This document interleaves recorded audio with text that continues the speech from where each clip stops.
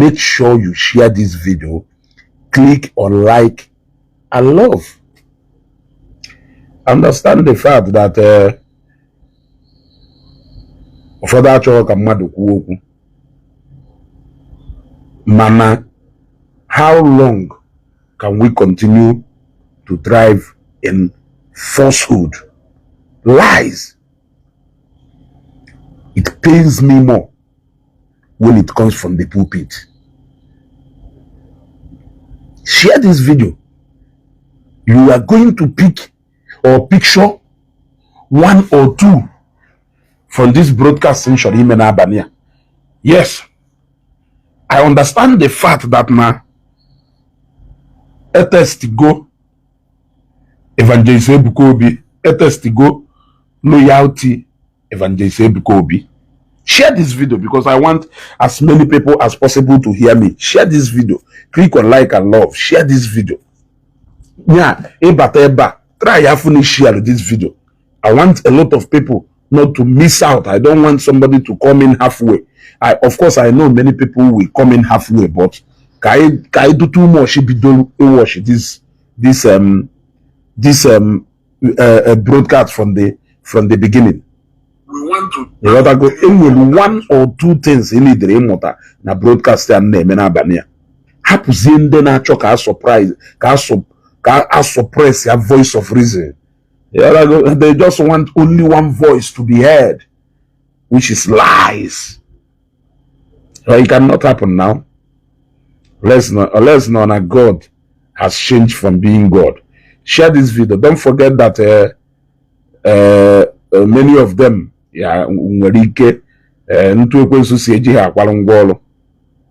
try to tamper with our broadcast. But if you share this program massively, then and you click on like and love massively, then we can run this program on WFAM. Share go this video. Let me know how many people share go this video. Not working again, so but couldn't do the MTN. Share here. That's impressive number. That's impressive number. So you see, so let us go loyalty Evangelist Ebuka Obi. Can you case we test loyalty Evangelist Ebuka Obi? Ebuzo bido by ile false accusations on him. Afuno oku. Apotakwa another day. Ozie yafa. Nye command. Say, and they don't ever reply these things or else. Afuna no reply he fekulu. It was okay. Now that we have confirmed that his loyalty is intact, we can now come up with a bigger one. It was a well-orchestrated plan. We can now come up with a bigger one because we know that they were so certain that he will never reply or respond to them because they know how much he respects them, because they know how much he respects priests, because they know that his call is tied to Catholic faith, and as such, they know the level of loyalty, and they know that he cannot respond. But guess what? Guess what? Even though he cannot respond, there are people. When all these things were happening, there were people, for God's sake. It did not happen in the moon. So you cannot just come out and lie. There are people this side and there are people this side. And that is why the witness I am going to call this night will be Father Camillus, popularly known as Fadotimbodombo Jesus, currently in Owerri Diocese, and possibly elder brother Onyamuma Dike Manewu Enugu, the Elijah of our time, who is acting obviously as either PA. Yes. Because na mgbe atụrụ ụga mgbe is this okwu asịrị no people na-eshia as his own part of the story, and then was mentioned to seal it up. Father Camillus is here. I told you to call him. Immediately you called him, he answered. When I came back from Monase, he refused to come and see me. He didn't come and see me. And I tried to call him many times. He did not pick up. Then I told Father Camillus here. Father Camillus here is still alive. I told Father Camillus here to call him. And immediately Father Camillus called him. He picked up. Now, let me start by telling you that you remember after the Peter Obi saga na adoration Enugu, when Mbaka iji egbe na mma we nata Peter Obi ego, ewefu na Peter Obi, a man of principle, when he says something, he stand by what he said. He said, I cannot call money openly here. You will hear from me. Ebute mma bute kpọta ndị agha nke igbe megido ife ka squeeze something out from his mouth. He did not say anything. Of course, that was a very disgraceful act for Nyona Shoro a condemn. That was a very disgraceful act. Analia Mike. The action was to the extreme that Peter Obi, being a devoted Catholic, somebody who's so supportive to the Catholic faith, being humiliated in such a way and manner. Of course, it raised a concern that the Bishop of Enugu Diocese had to send him on an emergency leave to the monastery. Yes. And throughout all those period, Evangelist Ebuka Obi was all out.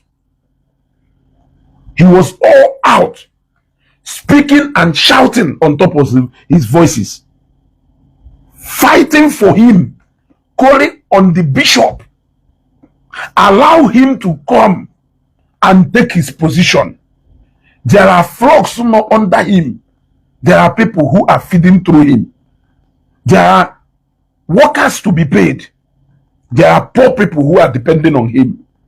Taking him away is going to cause pain to a lot of families and people. There are people who are eagerly waiting to be saved or either in any way and manner. Taking him away will not solve any problem. It is going to rather compound the problem. Evangelist Ebuka Obi was all over. If you need those videos, I will begin to release those videos so that you will see those videos then that Evangelist Ebuka Obi was screaming on top of his voices, calling on the bishop direct to allow his supposed spiritual father to come back and face the assignment that God has given to him. Obviously, due to too much calling on him and the little actions from here and there, people, that was obviously why his stay in monastery was cut short and he had to come back. Now, I want to ask you a question, because he came back from the monastery and he started calling Evangelist Ebuka Obi, and Evangelist Ebuka Obi did not pick. Don't forget that because of the way and manner that Evangelist Ebuka Obi came out for this same matter, it sent another signal to the bishop. He ought to go. He sent another signal to the bishop. Obviously, this may be another stumbling block we are seeing now. This man. So it was a very bad impression completely. Evangelist Ebuka Obi Bishop Mwelu automatically maybe Evangelist Ebuka Obi, and you don't need to tell me for me to tell you that obviously he has entered the black book of the bishop. Black book of the bishop. And he of course needs to be taught some lesson. But let us come back, because I needed you to understand, to do a routine and a background check on what I'm about to say this night. Now, how can you honestly think that a man that was all over social media on almost every day of a program calling on the bishop to allow his supposed spiritual father to come back and continue his assignment? How can you join the missing link together that he will finally return from monastery and call on this supposed son, and he will not answer his call, and the said supposed son, after raising and creating so much awareness, demonstrating on his behalf while he was away, we refuse to go and see him? One question. Of course, I will give you the answer to that. But of course, he need to do smart in this broadcast name. Now, he told Father Camillus to call Evangelist Ebuka Obi. Eventually, Father Camillus called Evangelist Ebuka Obi, and Evangelist Ebuka Obi picked up his call.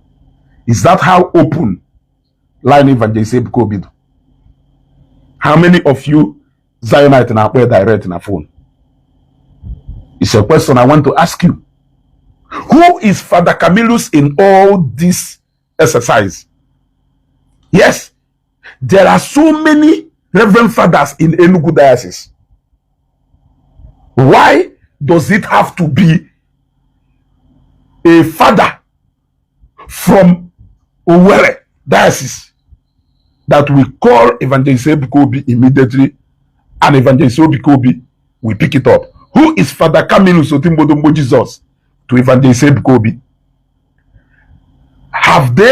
Do they have prior relationship, knowing fully well how close Father Camillus is to Father Mbaka? Enwego previous communication and discussion between Father Camillus and the Evangelist Ebuka Obi? If yes, what was the content of that discussion?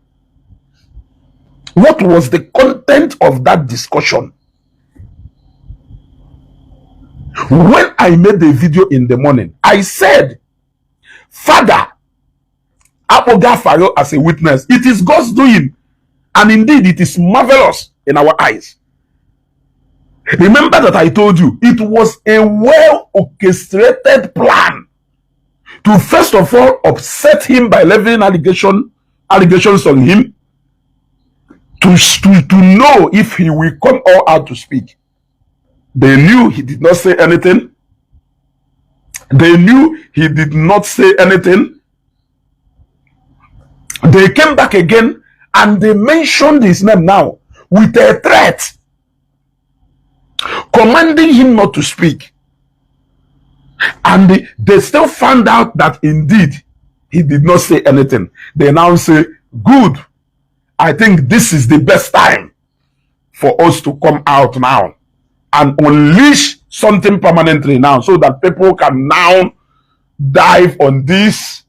I called it emotional blackmail, because at the end of all those things, a crown wear with Ebuka, I love you. I'm the Zionite. I love you people. 90% of adorers are also Zionites. That was emotional blackmail. I called it emotional blackmail because he said everything he needed to say, including reminding us again about the so-called miracles, talking about 100 million on Acacia. Yeah, he said everything. He said everything he needed to say.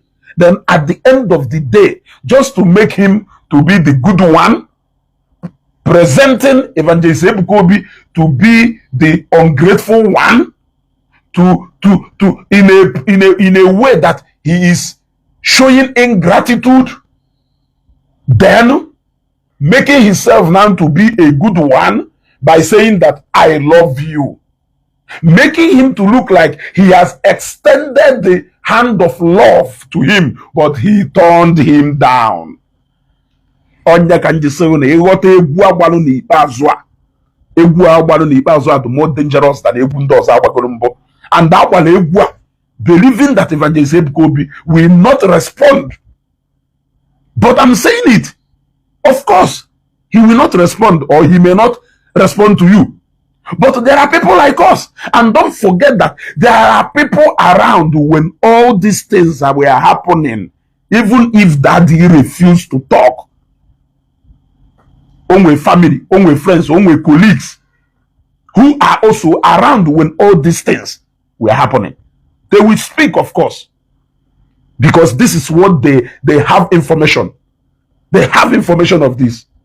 And everything in here. If you think I am lying, a lot of conversations have surfaced online. If you think I am lying, a lot of conversations have surfaced online. People can as well dig it out. It doesn't. It takes a process to get a telephone conversation. That is why Inji Wekwo say now for the Camillus because now he may choose to support his fellow priest. The father, brother, may choose to support his brother. But don't forget that there is always a way, either a conversation can be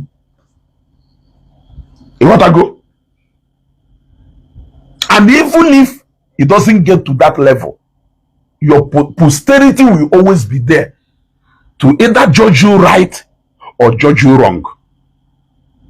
It was an act of God that he thought that Evangelist Ebuka Obi will eventually not talk, and he came out to even mention the name of Father Camillus in these orchestrated lies. Who is Father Camillus in all this exercise? Why him from Owerri diocese? What is the link between Father Camillus and Evangelist Ebuka Obi?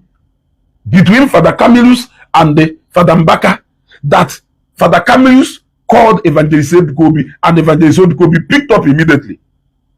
Have they been communicating before?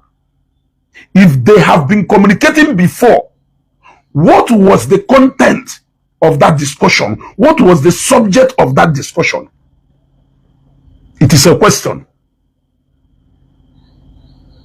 Now, how come that eventually, when Father Camillus called Evangelist Ebuka Obi and Evangelist Ebuka Obi picked up, it has to be a call to give a specific instruction, which is going to go and remove all my photos. Why? Now, the reason each way your instruction KJ remove all your photos, because you actually said this yourself. And since you have admitted to have called somebody gonna ya his oku, when if any grudges against each other, then it had to take you. You can't even send the test. Even if you are calling and it's not going through, you can send the test. It had to take you to pass a message through somebody to say, go and remove my photos and they, in these so places, and desist from doing so thing with my name. Now, what was the reason for giving that instruction? Could it be to please the bishop? Could it be because of the visit of a man you humiliated right before every other person? Could it be? Now, could the reason you see we put that pictures? Let us assume that you are trying to please the bishop. Let us agree that it was an instruction from the bishop. Of course, I have already established a connection on why Evangelist Ebuka Obi Yejin honor the black book of the bishop.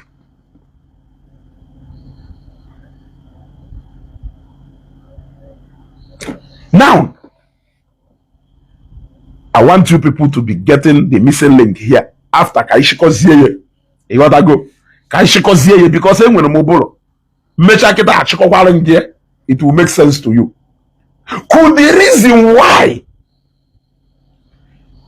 Ejiwenye instruction simple down these pictures and desist from mentioning his name? By the way, if a man in the caliber of Evangelist Ebuka Obi finds you worthy to use your picture as either a spiritual father, I think you should consider that an honor, because a lot of people that some big men of God do mentor, some people who mentor even in business field, yeah.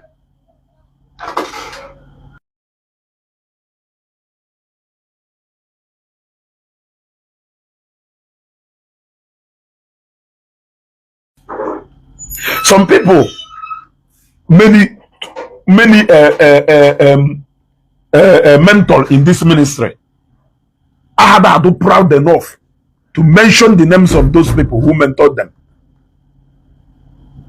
Yes, some people the mentor in business field are proud to mention the names of those people who mentor her in business field. Not to talk of a man who grow to a certain level, still being humble enough to put your picture somewhere, giving you maximum respect in humility. I'm adopting man as a father,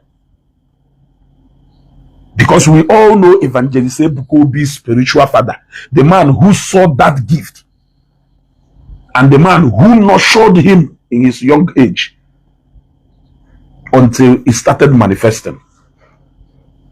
So let's assume that the man is no more and he now decides to adopt you as a spiritual father. Proud enough to showcase your photos everywhere. Proud enough to call your name and give you credit and respect, not minding how big he was then. You should consider that as an honor and not twisting whatever thing.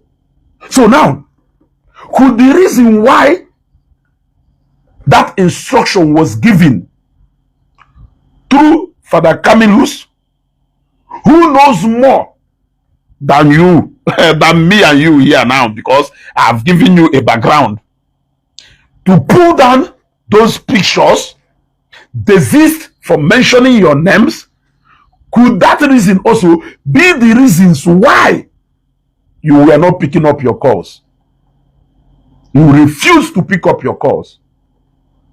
Could that reason also be the reason why Evangelist Ebuka Obi was stopped from coming to welcome you?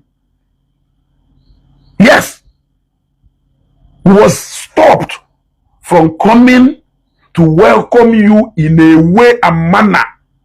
Obviously, he has prepared to come in a grand style, to come and welcome his supposed spiritual father from the airport. Could that be the reason also? I'm asking a question. Could that also be the reason why he wasn't also not welcomed to come to Enugu to come and see you? Because you were avoiding, or you were doing a bidding of a man somewhere in Enugu, and obviously getting angry over an action that was completely misunderstood. It was completely misunderstood. Could that be? Could that be? Now, how did Father Camillus get the number of Evangelist Ebuka Obi to the point that the moment he called him, he picked up his phone immediately? Was it you who gave it to him? Because you said, I told Father Camillus to call him. You did not say, I gave him his number and said, call him. You said, I told Father Camillus to call him. Meaning that Father Camillus already have that number. How did he get that number? What is the connection of you being his supposed spiritual father and Father Camillus all the way from Owerri diocese having the same number? I'm just curious, asking. What it clearly showed is that obviously calling you, because I've already raised it, so I said, could the reason why instruction was given to remove those photos, could those reasons be the reasons why you were refusing to pick up a call? You were avoiding a call.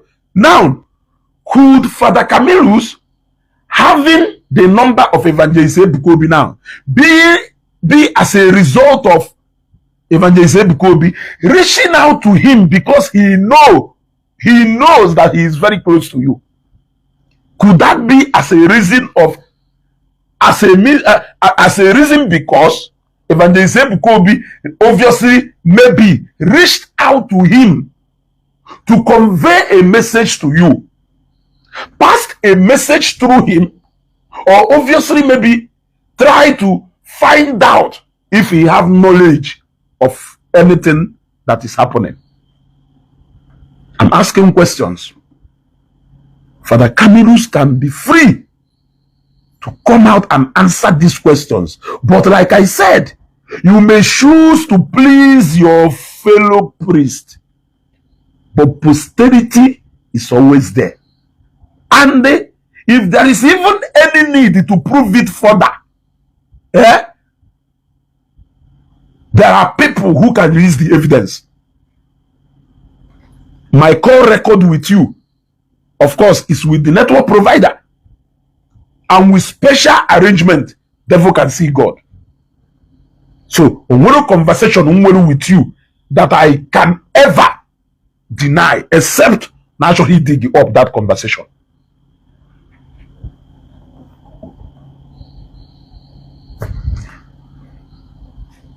Propaganda can only thrive for a while, but truth is always truth.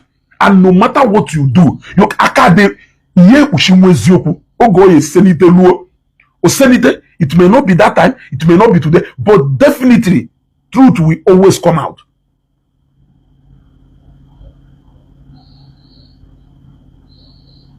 So the question now lies on Father Camillus and your brother, because you also mentioned your brother. You also mentioned your brother. So does it mean that your brother is also aware of a move that was made to reach out to you after you obviously refused to communicate again? And what was even the reason for refusing now to have a communication with somebody who was all over social media advocating for the bishop to allow you to come back, to come and continue what you are doing. Like I said, the videos were all over Facebook. Does it mean that you were under instruction from the bishop to disassociate, disengage, or to do all that? I ask this question because I'm beginning to ask and get worried, curious also. When Evangelist Ebuka Obi came to crusade in Enugu, you said that you heard that he was coming and you were patiently waiting for him to come and see you. One, you said that he did not call you because you were waiting for him to call you. You were waiting for him to call you, but when he did not call you, you were also waiting that he will come and see you. Then later, you also crowned it all by also saying that you later found out that the bishop had not aware of his coming. So therefore, no can commit you into making a great mistake that now is no conspiracy. So you still drag the bishop into it to also either confirm one or two from the observation that I have raised earlier on. I said, could it be that no bishop kule agba, and all no bishop kule agba, egwa will change go kita. Instruction enyelu will change go that when he calls you now, you can now pick up your call against whatever thing grudges exist go before. Then number two, what difference has it now make that obviously he was restricted from coming to see you when you came back from the monastery? What has changed that he will now, or he is now free to come and see you now?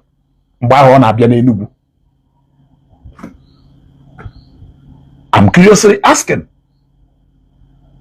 I am asking, since it has now become a tradition that Evangelist Ebuka Obi abiarere fundemu obodo. If he will come and see you, he must come and see the bishop, he must come and see the governor. By the way, Evangelist Ebuka Obi Jerry crusade na Abuja. He never went there to see the bishop on Eba and the crusade held then. He never went to see the FCT minister and crusade hold. He never went to see whichever spiritual father no Nebu na Abuja, and they made the crusade without even any disturbance at all. Evangelist Ebuka Obi Jelu Ngopala. We did not see him able for any bishop ever. We did not see him. Did not go to see any bishop. So I don't know why it is now very, very, very important. Important now that in Obata Enugu that you must come and see the bishop before or make any program in Enugu. Or he must first come and see you. What has changed? Eh? Efodana ebe madu goserego waka. Onye goserego waka ashumi goga ashumie. Onye goserego waka achugo goso chumie ya chumie. So guna ekwensu na eri nni now. Iye eji ogonogo ngazi we na eri nni, because now that trust is no more there again. You want to go? Or how can you wait to me? Now, before I even connect the whole dots now on my own, I'm going to connect the whole dots on my own. Then,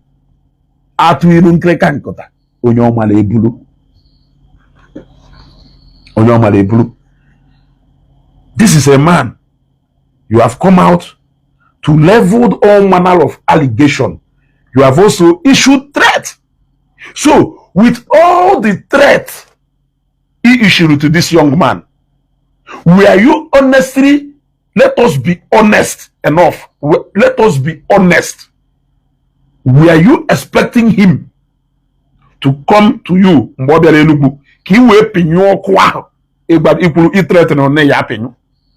Were you expecting him to come to Enugu?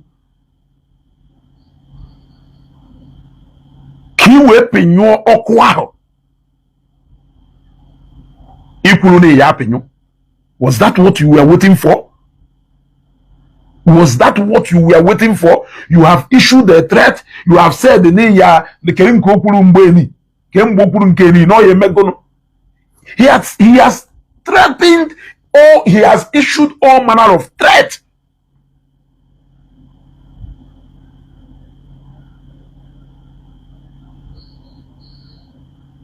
Now, you are now expecting him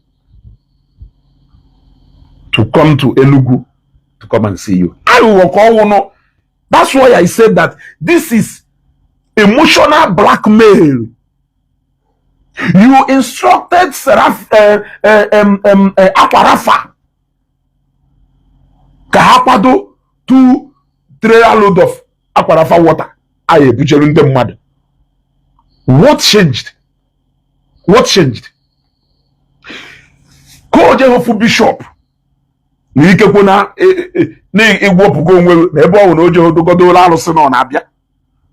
Kelu crime nde bialu crusade are committed. Since you already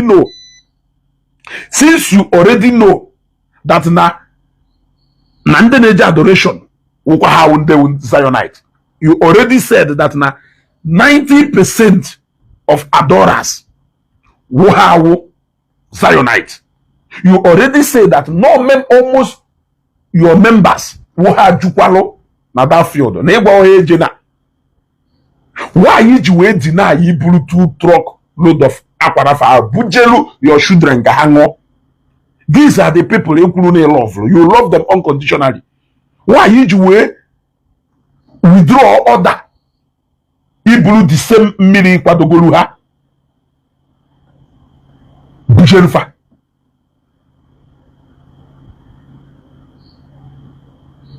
Even you aware that this is the greatest emotional blackmail of all time. And if somebody like me keep quiet, somebody like me cannot keep quiet and watch this injustice or thrive.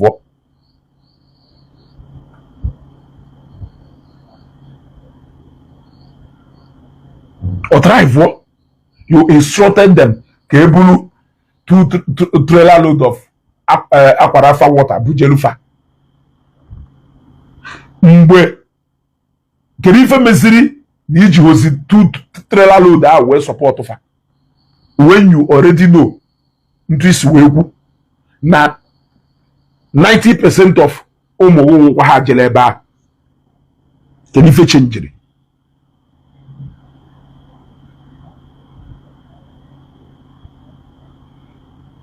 Can you change it? In a choni kurune yape nyoko ya. Kobia for, and you were honestly waiting for him to come and see you. So now, nde noro ke kuruna na Evangelist Ebuka Obi. Opiki ho. Ewe gwa Father Camerus nyapo ya. Apo ya. Opiki. Juzie no ngono. Onye nọ na amaghali ebe niile na-eti mkpu ka m mechie dọ ka esi m wee jụọ oyi ọfụma.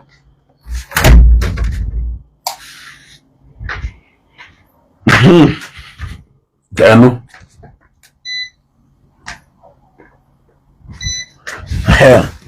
almost na ma achọkwana ibugharị program a because of ọkụ. Chineke onye usu niile nke ndị agha wee instruct ndị NEPA wee sị ha bụrụ na ọsọ wụtara this young guy ọkụ ka o wee mee program Don't wait for the moon on this. However, without your course,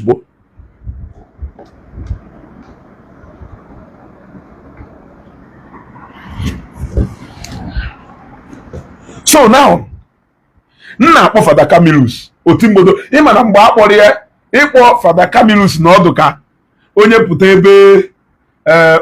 ebe ka mmalụ ga atọ onye pụta ebe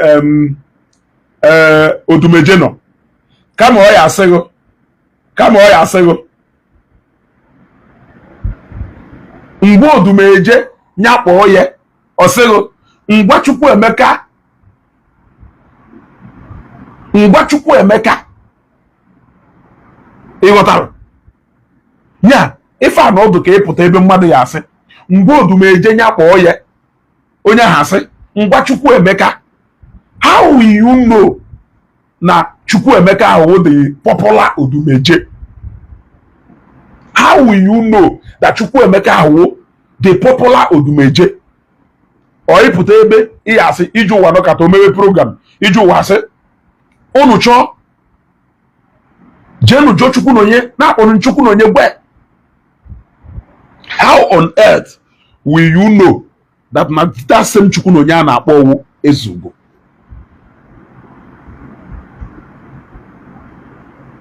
So na the said Fada Camillus would that Otimbodombo Jesus ema. So I have just called him. Let those who cares to listen call him to tell them actually what transpired between Evangelist Ebuka Obi and the Fada Mbaka. Yes, I've told you, you may not expect Daddy to come and reply to you, but there were people who were strategically around when all these things. By the way, let me even tell you people, there was a time that Simon Ekpa played a voice note of Evangelist Ebuka Obi online and said something. Does it even occur to you that now that voice note they played with a conversation between Evangelist Ebuka Obi and somebody? They carefully edited the voice of the other person, but they made one mistake. There was a place they made mistake, and the actual voice showed a little.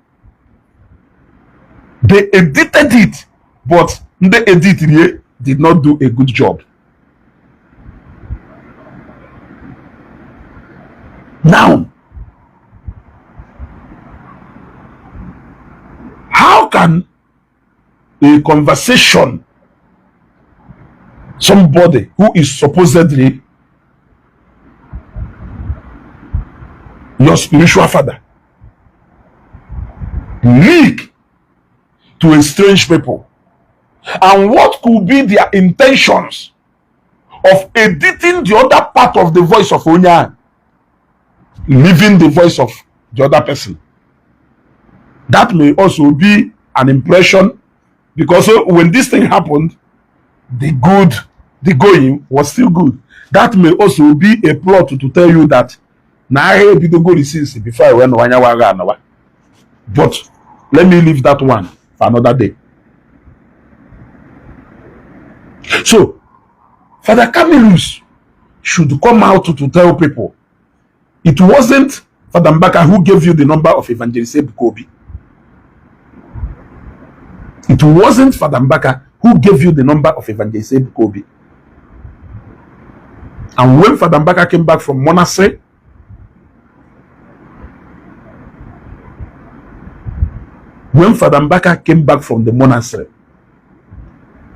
there was a repeated attempt to get to him. You resist and you refused. Efforts were made to reach you through somebody. Who is still very much alive. You called him as a witness in a wrong way. So could he bravely come out and tell people conversation do between Yana Evangelist Ebuka Obi that eventually made him to have this line? How many times did they hold that conversation? What was the conversation all about? That is what I'm asking. Were you privy to this information? Were you? If you were not, why were you so comfortable that when Father Camillus calls him, that he's going to pick up the call? Why did you give Father Camillus instruction to call him and give him that order? How were you so comfortable and sure that he will pick up the moment Father Camillus calls him? I'm asking a question. And when he picked up that call, it came with an instruction. Go and do this, do this, do this. And you couldn't pass that message yourself. You couldn't pass that message yourself. You have to pass that message through somebody. Evangelist Ebuka Obi na agba. What even resulted to Evangelist Ebuka Obi? Obviously, reaching out to him.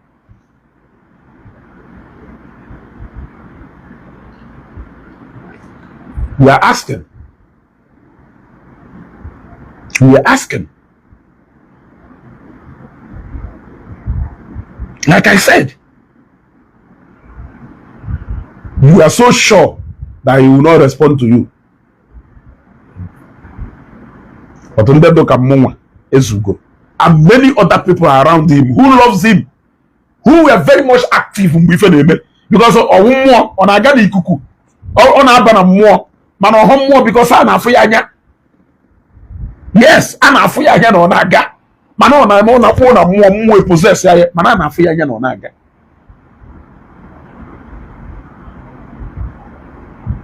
So if I hear one with so many people that na meshironu since does not mean, but instead of coming to put up all this emotional blackmail, I called him, but he wasn't picking up my call. He refused to pick up my call. I now have to tell Father Camillus to call him. And if I were a man, no mgbe April, no lebaho. Now, not the videos are all there. I will begin to release those videos.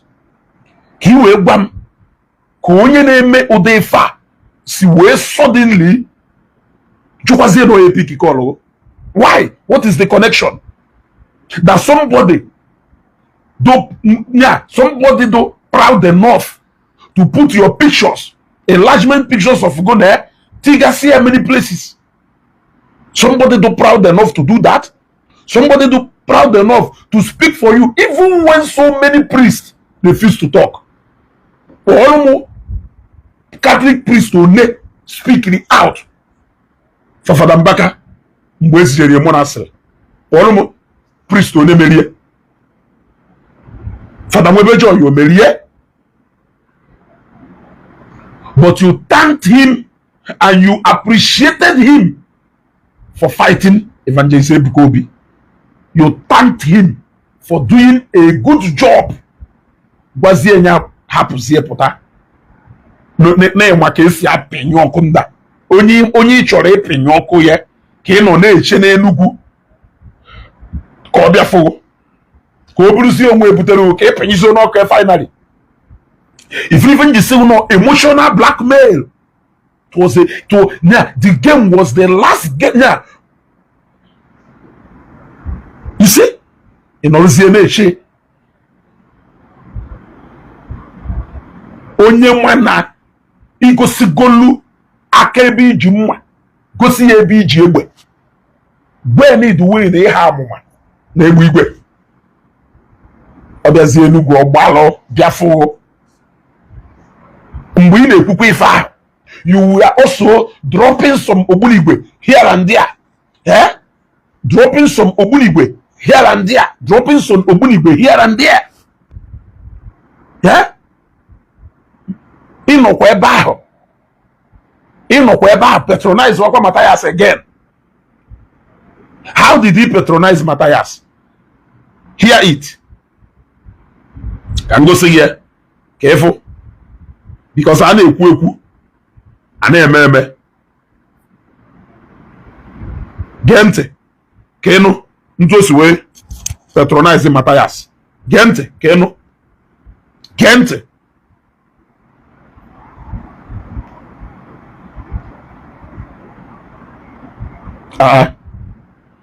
Why is not this in a voice? Gente. Of course, you know I. Gente, because him and oge mmeri video ta si unu na o kwuru say na ifa ka o je mere ifa Matthias na ade ekwuwe oge ụfọdụ na ụfọdụ ife ọ na-ekwu na eziokwu. Number 1. Number 2, na number 1 ebe a, na number 1 ebe a. Gente ka enu gente. Of course, you know I don't believe only in spiritual healing.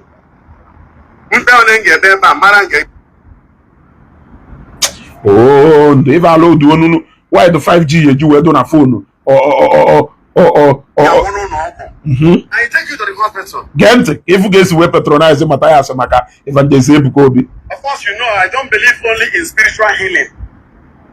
I take you to the hospital. I'm not one of those who believe God must heal you, even when you are dying. You see? Somebody is in labor and the child is not well positioned. You see? Instead of taking you to the hospital for proper surgical CS procedure, bring out the child. You see? My job is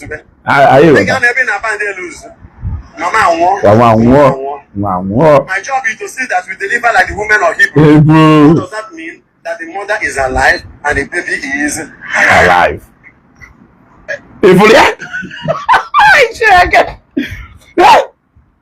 Can only to see fine because now the man Evangelist Ebuka Obi and a miracle, and the man Evangelist Ebuka Obi is the reason battle.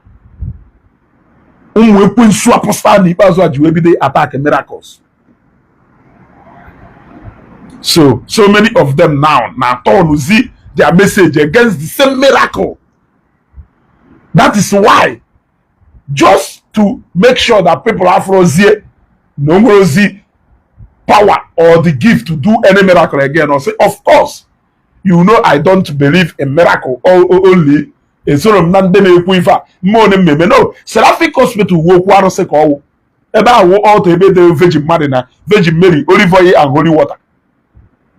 You see, he sees that opportunity to humiliate Evangelist Ebuka Obi the more. Why trying to profess fake love so that he can hoodwink people into misunderstanding intentions? Ojuwe le oku no bomu mmiri otoro na that video, because if otoro na video awu ogurigwe. That is why the moment okuchari ozugbo nwikuku ha manye ndaga ye no na ifa mani si ozugbo they ahụ na ha akpata enyi.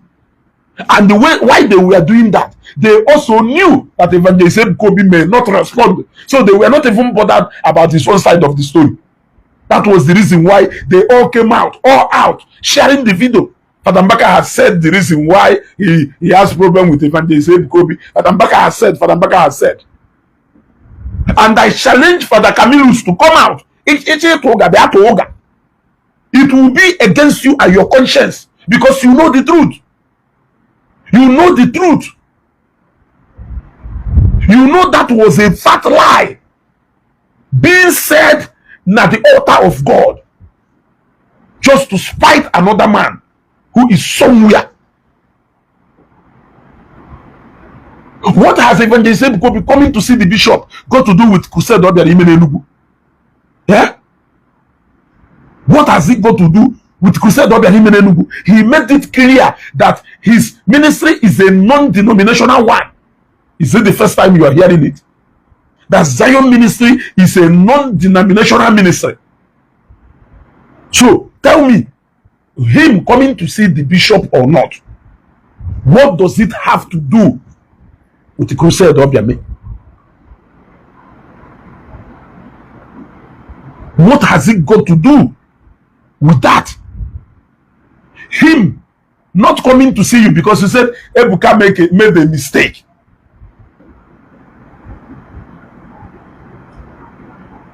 You wanted to humiliate him the more. So that obviously I consider you take about some servitors. Or maybe you can feel the glory. He will want them mad that if not you, that he couldn't have done it. But he came in, he did it. Yeah. Him not minding the resistance that was put in place. The God that has been doing it before made him to conquer. He did his thing and he left. After say baby lofo kabia who do wink and actually who do wink. You were calling Evangelist Ebuka Obi when you came back from Monastery. What was the reason why you instructed that those pictures should be removed? I'm asking. What was the reason why? Yeah? You instructed. Why don't you use this energy to fight Ezako? Confront to the Ezako. Water of the way. Confront to Goliath. Yes. You people should not forget that it was because of Igbo channels. Igbo channels, even I'm not need the discussion. No, one to each discussion. I need the panel to each Igbo channels TV. Come on, you gotta go. Don't forget that it was because of this same Father Mbaka that Matthias and the Evangelist Ebuka Obi were follow out. Because those days that Matthias was always calling Evangelist Ebuka Obi, sorry, in fact, Matthias actually was only calling out Father Mbaka with full force then, not until Evangelist Ebuka Obi came up. Yes, we caution Matthias against calling the name of his father anyhow. Desist. Matthias will say to our Ebuka, this is satellite. We see, oh, so then the very ringundo. It never are not right. Now, let me shock Akozion. Let me shock Akozion. Akozion not here. Let me shock Akozion. And let me shock all of you. During that time, honor Apale Father Mbaka. Honor Apale Father Mbaka. Evangelist Ebuka Obi. We intervene.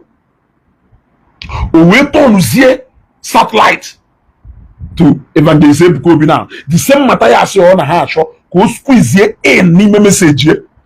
He was the reason why Matthias and Father Mbaka and the Evangelist Ebuka Obi fought out. You all we are here. Were you people not here when this one happened? Now, when he constantly was disrespecting and insulting Evangelist Ebuka Obi anyhow, that was when Akozion intervened. Now, why Akozion intervened? Oh, but someone Akozion name with discussion. Where Akozion? Now, and then now this man who got it that Mbaka anyhow. Akozion webam no one mention no Mbaka by name again. Before you may times 2 if you may and give Evangelist Ebuka Obi. This is the same person. Akozion wasn't mbonye spiritual father na upon my father. Only spiritual father na upon my father. Semu malugodu daddy. If a daddy would to him, or we will soon daddy na upon my father. Yes. Osi ne bua atwe. Yam mention kwa Father Mbaka by name again. No, he may times 2 if you marry. Na Evangelist Ebuka Obi on akwafa. Or everything apata da ni we ko we wona na ekugo no. You got to go.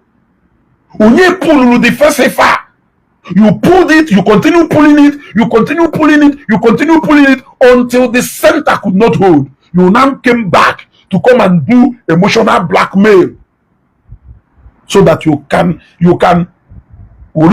evangelism. There is a limit to how you can push a man. Yes. That is why he said, if you are so relaxed and comfortable that you will not come out, there are people who can come out. Yes. Whatever thing that transpired did not happen in the moon. You know that good? Everybody know, let him go and apologize. Let him go and apologize. Apologize for what? Now, Evangelist Ebuka Obi on area bienugu bia na nkelu okusi ni marenji. Oku oburu papa the same marenji we bia pay homage to you n'Enugu. And I wonder why you continue making a reference of father son, father son, father son. And I said, a man that has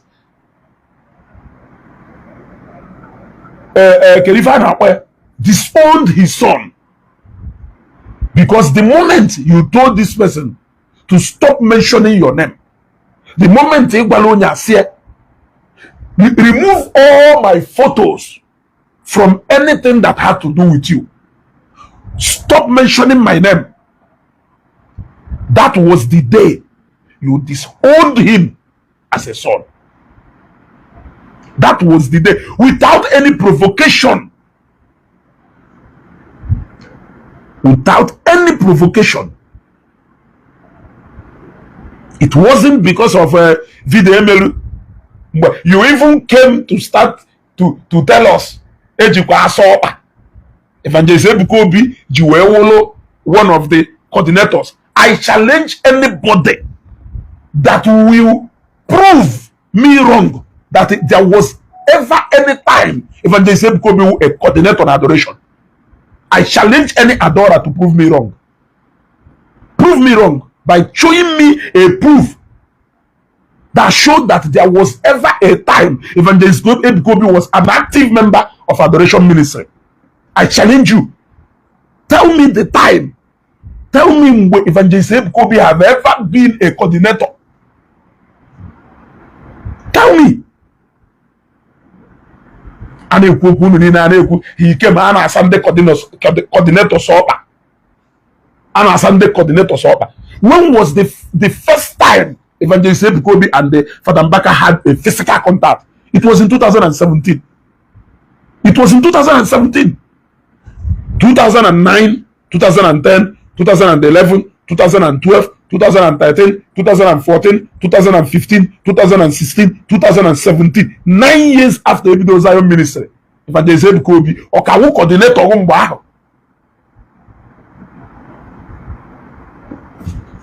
Okawu coordinator Mbaka. Even 9 years after Obi Dogorero on ministry nke. Okawu your coordinator then. Why running Zion ministry? He's still a coordinator in your own adoration ground. Eh? Let somebody anywhere prove to me that there was ever a time Evangelist Ebuka Obi a coordinator in adoration Lagos. Tell me. Or when was he ever an active member of adoration ministry? Tell me. Or we fall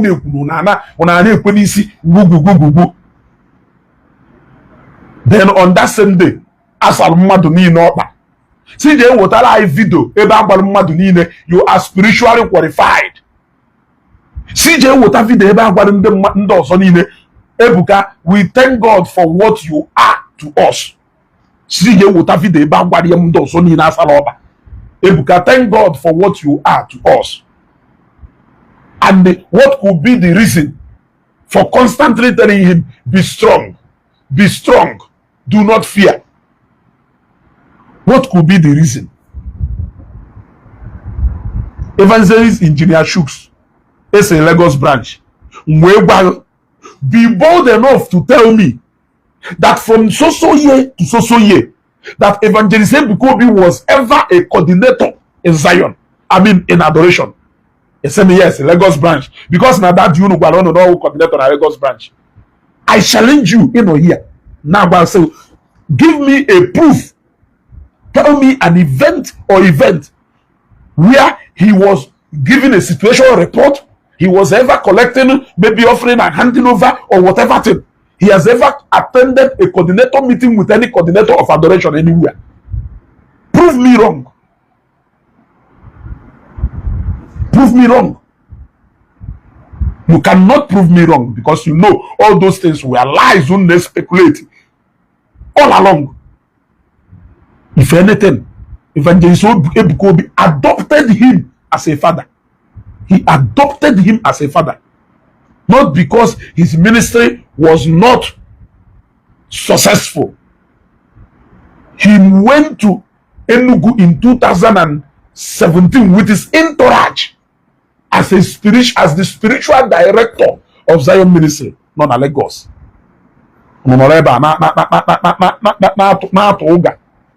At that level, the man who do so proud to put your pictures everywhere. It now became an advantage.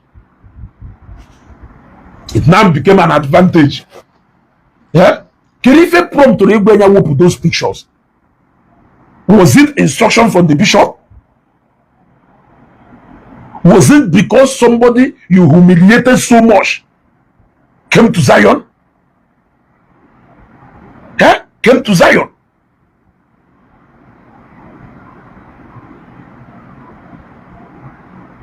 Was it because of that? Center could no longer hold. If in a video, all you need to go realize, yeah, that the approach you used on that guy, on that man, let me not use a God because that the approach you used on that innocent man, the wrong.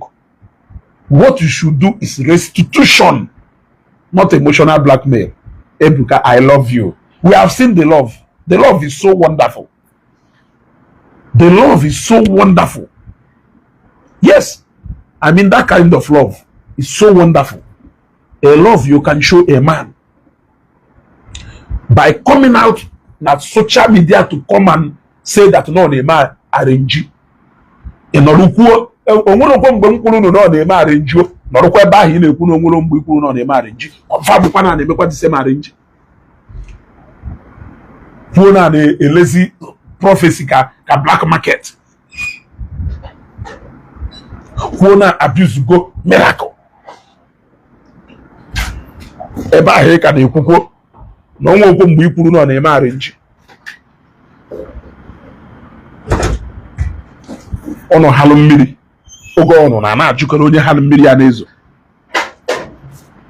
ife onye ọ na-achọrọ si mechie ọnụ ka ebere ya Evangelist Ebuka Obi gbodogbo ndị mmadụ ekwu n'okwu ọnụ fụrụ onye na-achọ ikwu okwu ọdụrụ kwụsị suppress onye ahụ so that asị ụnụ nọ all along agbago m ndị na-ekwu na nọ maka Fada Evangelist Ebuka Obi ka eji wee kwụsị Fada Mbaka ịbịara ọnụ program na Lagos. I gave you fact. Come and contest it with fact. Come and contest it with fact. Yeah? Namo say no Bishop Okoje. No Bishop Okoje. Wonya banolo Fada Mbaka. Ịbịa my program na Lagos. Yes. No nya banolo ịbịa my program na Lagos. That the bishop that had problem with Evangelist Ebuka Obi then was Bishop Adewale Martins. I said it clearly. So these are facts subject for verification. You go and verify, then you come back and talk again. And I said Now the reason Battle Bishop Okoji is because of charismatic conference that he was a guest speaker to. He came to Lagos for that for that. That was the last time Obia Lagos. And he was the last speaker that spoke at that particular program. Disturbable. The harvest church in the next day. And the bishop gave out that order. You are telling me not because none are fighting for Evangelist Ebuka Obi. Yeah? None are fighting for Evangelist Ebuka Obi. That was why. A man that loves you unconditionally. A man that loves you so much. A man of for all the I can tell you that Evangelist Ebuka Obi love. I don't think you can ever find anybody love you genuinely. Kalele, that man. I've said it before. What do you think Evangelist Ebuka Obi will lose if you decide to fight you word to word, even action to action? No nation. What can you do to him? Nothing. There's nothing you can do to him. There is no place your leg can carry you to that his leg cannot carry him to. Yes. Oh yes. Oh yes. Oh yes. Yes. I said it. He can decide to mount his altar and respond to you. If Matthias can respond to you and call you names and you have not done anything to Matthias, if a small he heard the light of Africa of yesterday, can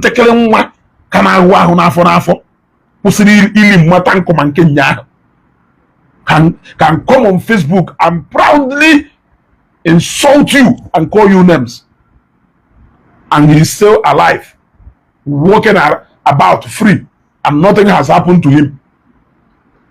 You are now believing that Ngangano and Intentenyi took Evangelist Ebuka Obi can respond to you and call you names, and heaven will begin to fall.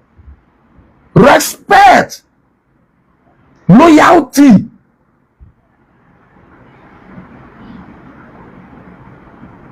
Respect and loyalty. Love, Ifunanya. That is the only thing.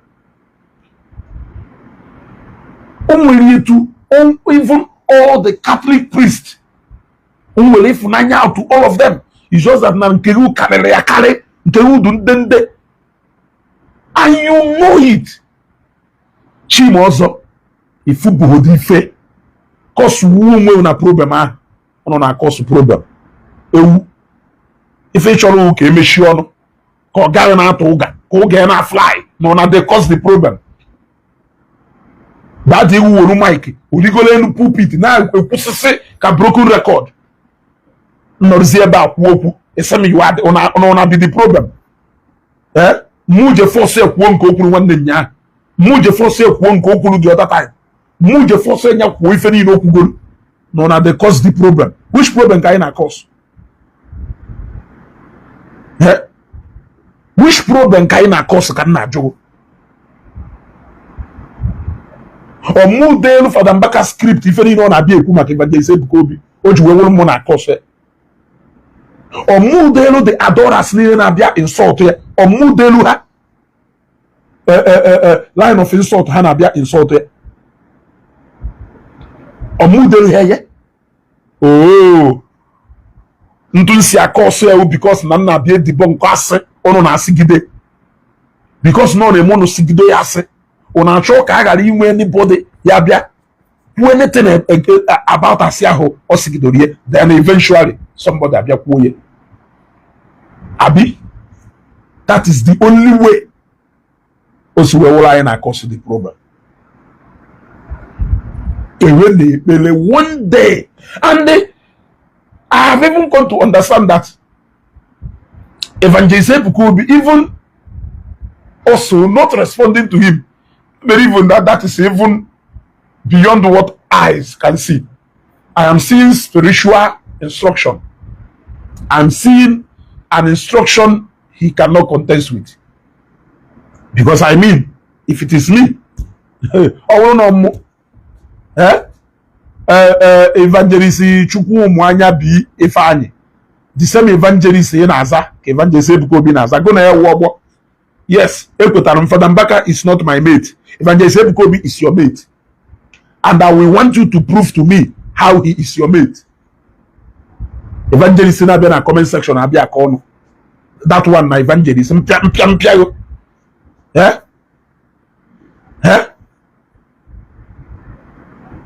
Abi, Oga Mbaka is his mentor and his godfather. Okay, let us even agree that Father Mbaka is his mentor and his godfather. If Oka mentor and godfather nke Edo State, ka agwara ya na oya bịazi Edo State again. Okwa ifu he? Okwa inu he? If Oka governor of Edo State, si we onye wu mentor ye and the godfather, no oya bịazi Edo State again. Inu he? Inu Oka Amaechi ka Wike Amaechi wu godfather and mentor Wike. If Oka Wike si we nya teachers cha Amaechi ane kapu kuru mmiri shebe. Ifo he? Mgbe Chris Ubaha melu ngige governor ha wuru godfather wuru mentor Ifo Oka ngige si we kuru mmiri shebe ya ti ha gwogwo tirisicha ha. Ifo he? Now we are assuming no mentor and the godfather. Ikiwe ghọta nọ na nyanwa achọ ha o nwere another comment unu ewekwo n'iwe ode comment ya ana mfo the comment ya asanye ozugbo ọ ga respect ordained priest of God and your elders. Stop all this insult. Chimo obi ọzọ asịkwa ngo ntọọrụ ndo oden ukwa gị ebe ahụ efulefu oden bukwa gị ebe ahụ efulefu oden wuru onwe gị nya yiri akwa ahụ eji wee nye ya oden ọ pụọ n'iro ofu dị mkpa dịka Evangelist Ebuka Obi nya ji egwu ya aka n'anya. Nya yiri akwa ahụ eji wee mee ya oden ọ pụọ n'iro ofu dị mkpa dịka Evangelist Ebuka Obi nya ji ekwu ya ebe ọ nọ ji egwu ya aka n'anya ma o jee kwa ya aka ma o jee nwụ ya ọgụ because not ordained. Ka mmanụ ọkwọ onye respect na akwọcha ọwụ ijekwu Mathias ji gbe na ordained. Mathias agba ife wụ na ordained. Chekwu Mathias ma ọ ijekwu ihe dị ha ma ọ ijekwu Maazị Dibia iyiri akwa ọcha ijekwu na ordained ka o 2x2 pịawa isi. Yeah. The only problem wụ na nwoke juru na ọya asagharịghị okwu ị na-avagharị na-ewe ịtụrụ anụ ụga tụchasịcha ụga mana nke ịtụrụ ikpeazụ wụ the highest one. The highest one. Ugo John Eze, if you need a radical Christian like Ezugo, you need a radical Christian like Ezugo, a very radical one. I've never seen all these adoration hungry bloggers ever address Mathias. I have never seen them address the Maazị Dibia and do to her. I've never seen them address them. The only person Hannah addressing wow Evangelist Ebuka Obi and the whole Zionites. Because now I kwendo okayo obidoro before you 30 years ago. Dominate go. Dominate zenu. My dad awuko na di odogwu emwom. Tata anwuruzi odogwu oju na oya acha. Omo kwechiri kwa se mo ebokona ma awu na odogwu emwom.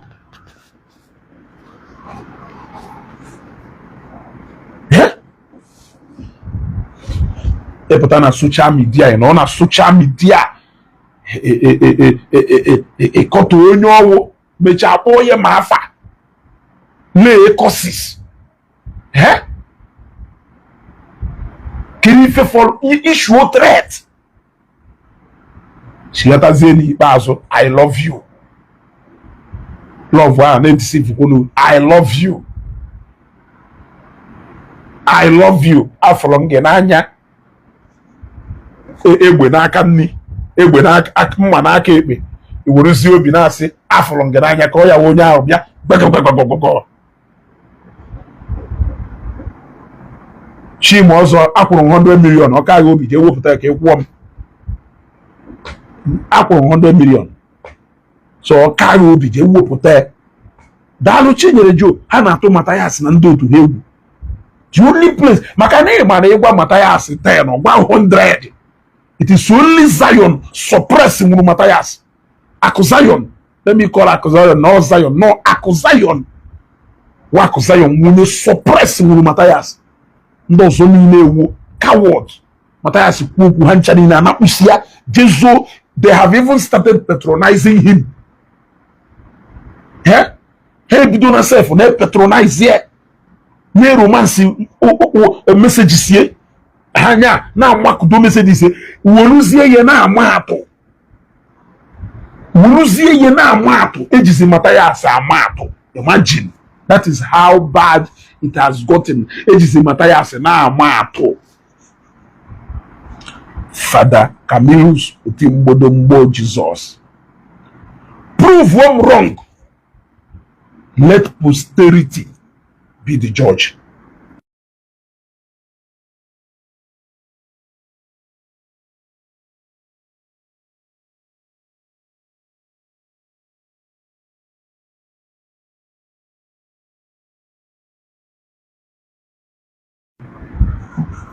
Yeah? You gotta go. Ugo John Eze. Peace gbuoru dia. Peace gbuoru dia. Peace wuru onweru. Peace gbuoru dia. Ịchọgburu onweru na peace. The only peace ịchọrọ onwe. Ka ha si adị susugharị dị ife ahụ ife marụta ahụ. Fada ya ewuru microphone ligo n'elu ọta nọ n'ebe a na-akọtọsị mmadụ. Onye ọpụtazi ekwu okwu isi onye ahụ ekwu n'okwu n'ọwa ife ihe ewerukwa tisemi na ji ahụ ije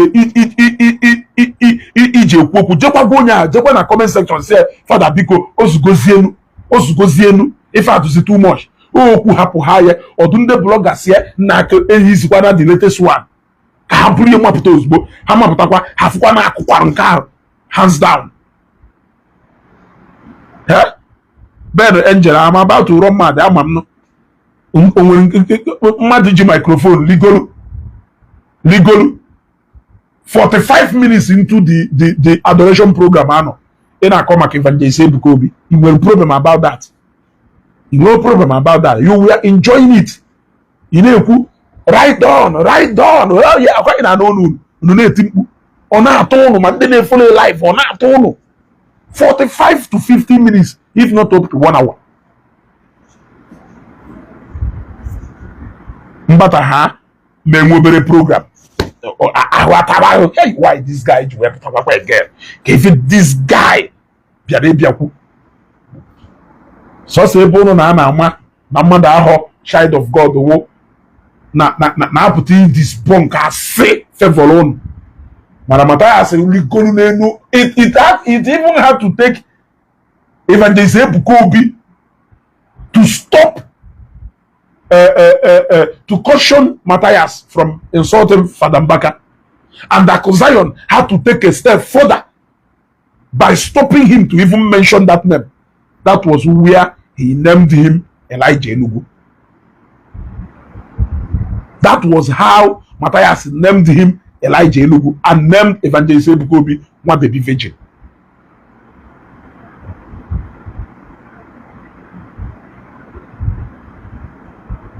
Yes, all of you, all of you,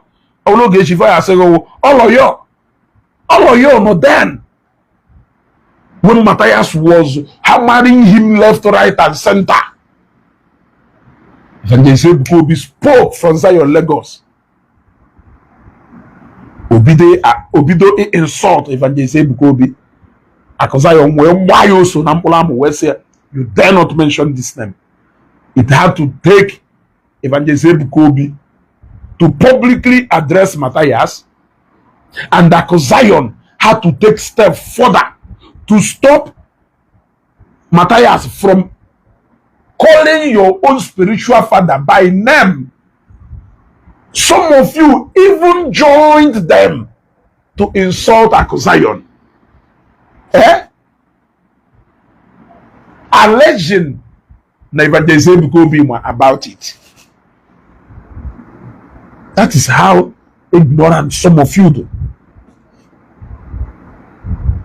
What was the origin of all those drama that led to the arrest of Matthias? If not because he was insulting Father Mbaka and the daddy intervened, he started insulting daddy now, alleging all manner of accusations against him. Zion way back in.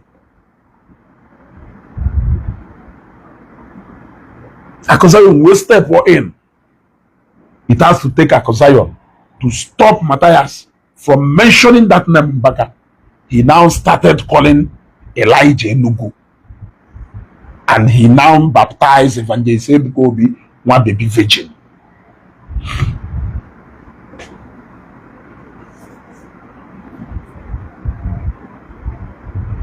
It happened before us here. It happened before us here. So say bono na enwe power wo na onye na-eje ụka kpọ ha afa Father Mbaka. Mana ndị ji ya ata akwụ nwere na-esi nri aja. Una abụmọnụ na ahụ ejebe ha. Abụmọnụ na-eme olute ebe fanụ. Abụmọnụ. The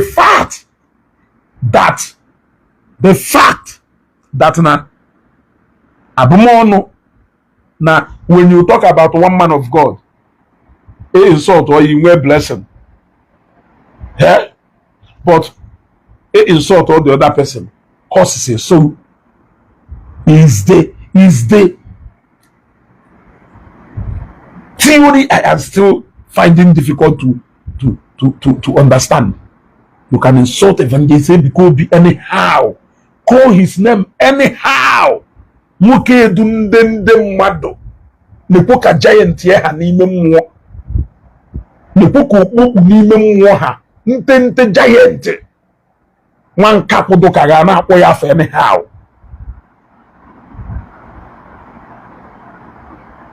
Mana akpọzie Father Mbaka, ichetala anyị na-eyiwere ya akwa ọcha na ya suppose ịda akpọ ya afọ anyhow.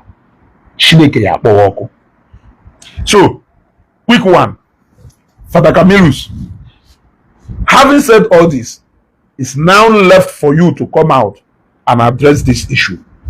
It is clear that the AG microphone were not only water, we twist everything upside down. You want to go? We twist the narrative upside down. We emotional blackmail, we share, and that faro na one name okay. We consider when in the other way around, it was something else that happened. So go call the Biabaka ba, Ejune Biabaka ba, Onyadoba, Ndeni Gwenando Wama. You gotta go. We need. You gotta go. We need now you dig up something to back it up. There are people who can still go ahead and do that. People are fifezolezo. Yes. People are fifezolezo. Ichumicha mwado. Chufucha mwado. Ikekwishe n'onyaho ya anwu. Onyaho anwu hozi. You will now come back to come and play mind and the emotional game over something you know. And the people believe for this thing. Who says that Wopu picture or Wopu anything was an issue? What led to you saying that? What led to you saying that? Was it the same thing that made you not to pick up your calls? Was it the same thing that established the communication between somebody and the Father Camillus? What was that establishment of that contact all about? What was the message that was passed to him to pass to you? Did you not receive that message? If you did not receive that message, how were you sure that when Father Camillus calls somebody claim money in Apo or Epic, that he will pick up his call? I'm asking. Yeah? And why Ojuwewo that immediately Father Camillus called, he issued an instruction from you for somebody who has been fighting for you when you were far away in monastery? Let heaven be the judge. Let heaven be the judge. I'm going to announce the time for tomorrow's program, but I will do that tomorrow. You want to go? Come where as any time. The 20 time program Nkechi. Yeah, you will do. The adoration bloggers. Master, itim pataka kunu ni newu. Ignoramus kunu ni newu. Mwini fonoma. Nke polo onwe presse gono potapo gepuono. Une husisi rubbish. Only massaging ego of a man. Massaging. Father Mbaka wonka. Father Mbaka wonka. Father Mbaka wonka. Who cares if forward to you? I care about if Evangelist Ebuka Obi to me. I have great respect for Father Mbaka. If not for anything, because he's a Catholic priest. Even if I don't go to adoration, I don't have anything to do with his ministry in adoration. At least he's a Catholic priest. But have you ever bothered to know who Evangelist Ebuka Obi is to me? And what he is to millions of people scattered all over the world? In order to na tataweri ono Father Mbaka wonka ndozo okia kunuri ife ni na hi na-ekwu the same way isi epe na imu ife owu na mmụọ ka ndị na-ejikwa nke Evangelist Ebuka Obi si wee marakwa ife owu na mmụọ mana ngwa mutual respect is the key ihe aghọta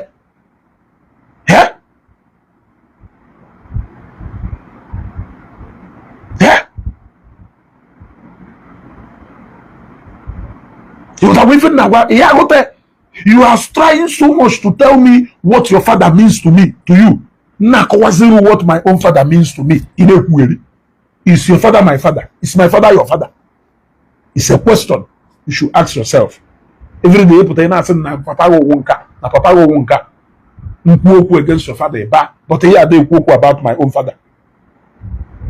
Yeah, it's not easy to become a priest. Who cares? I force on go a priest. Now, it's not easy to become a priest. No matter the Jen and Father Mbaka because no a priest. Father Emeka, non a parish. We hear Jeven and K. You know who really?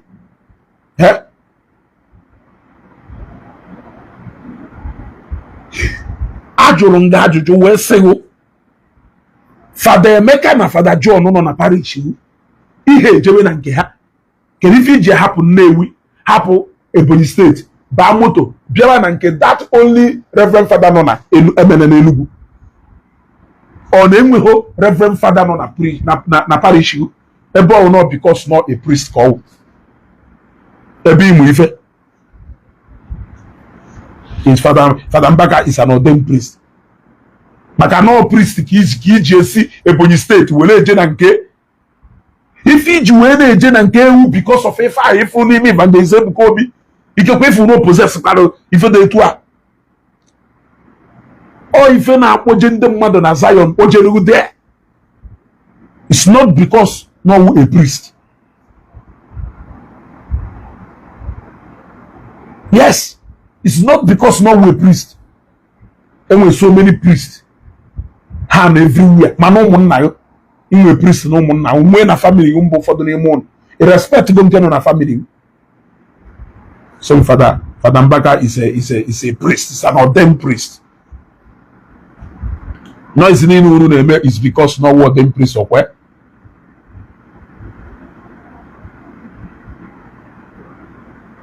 Yeah? No, it's in a make.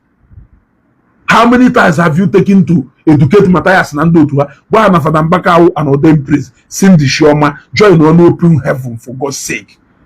Yeah? It's time for open heaven. Join one open heaven for God's sake. We will join later.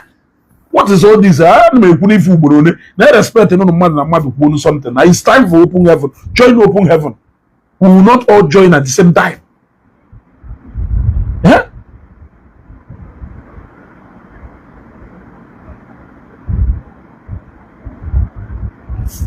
Yeah?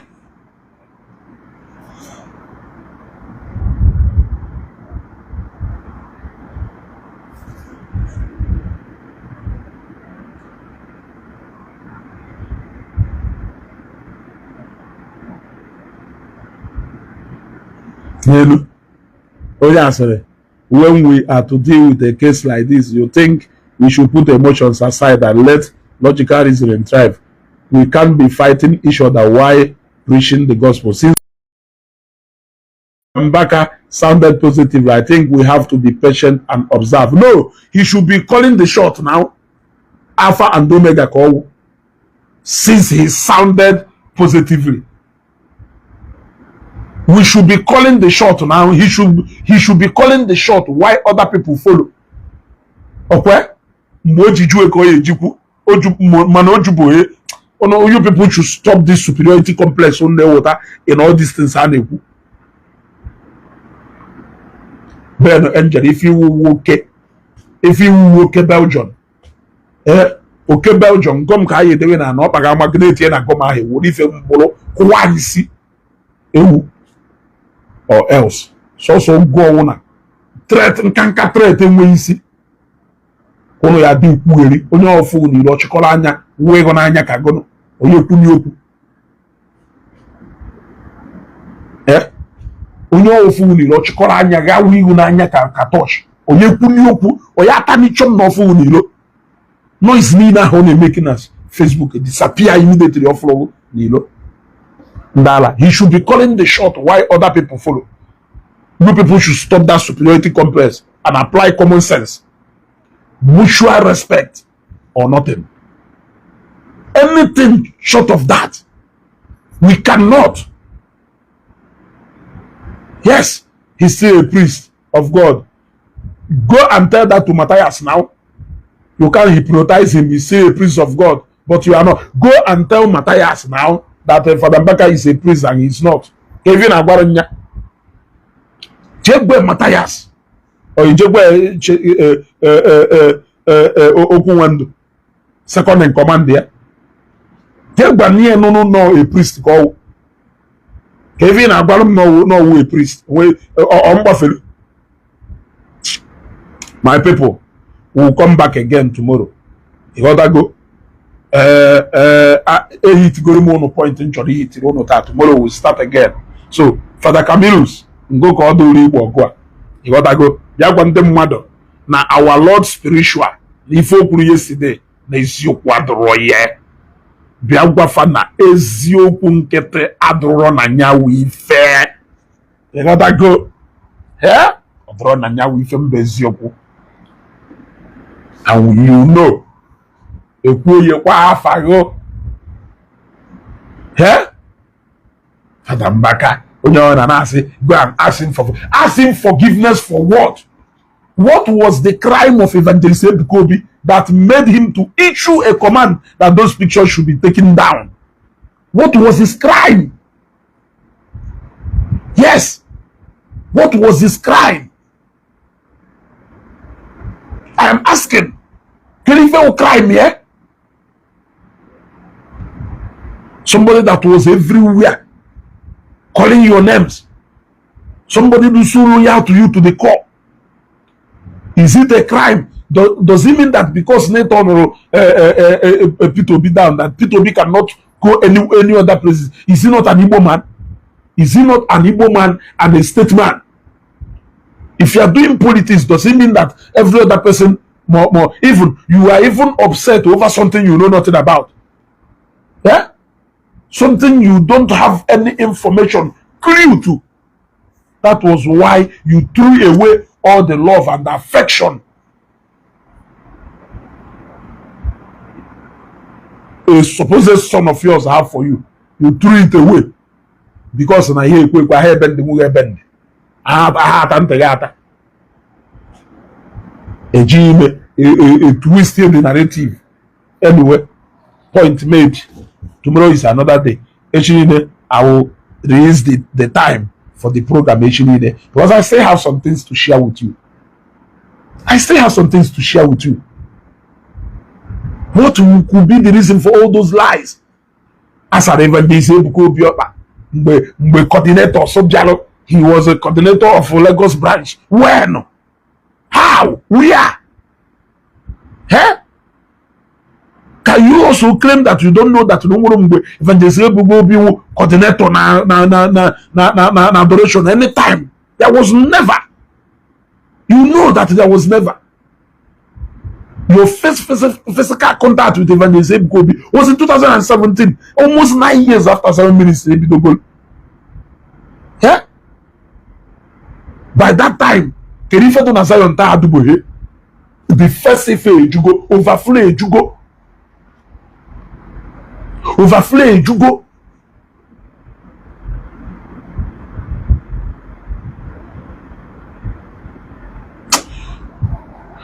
My people, Kabani Amala Madalon.